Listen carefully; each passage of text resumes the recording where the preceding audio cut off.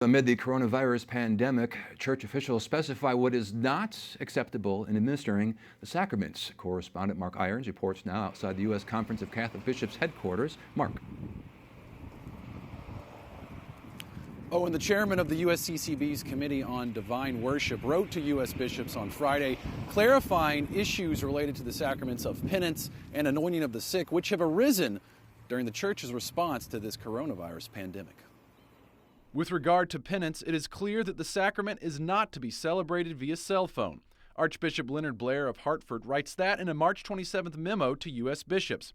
After consultation between the Vatican and Apostolic Nuncio Archbishop Christophe Pierre, the Pope's representative to the U.S., bishops are getting further guidance about administering the sacraments during the pandemic. The memo, first reported by the Catholic News Agency, also says, with regard to the anointing of the sick, it is not possible for the anointing with oil to be delegated to someone else, such as a nurse or doctor.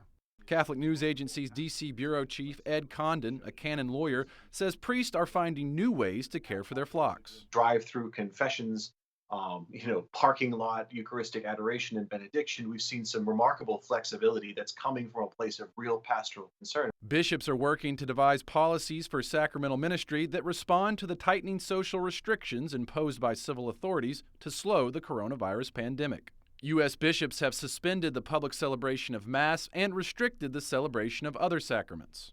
Not being able to access the sacraments, whether it's the anointing of the sick, whether it's the hearing of confessions, that is obviously of grave concern, and hopefully it's something that's of equal or greater concern to the bishops.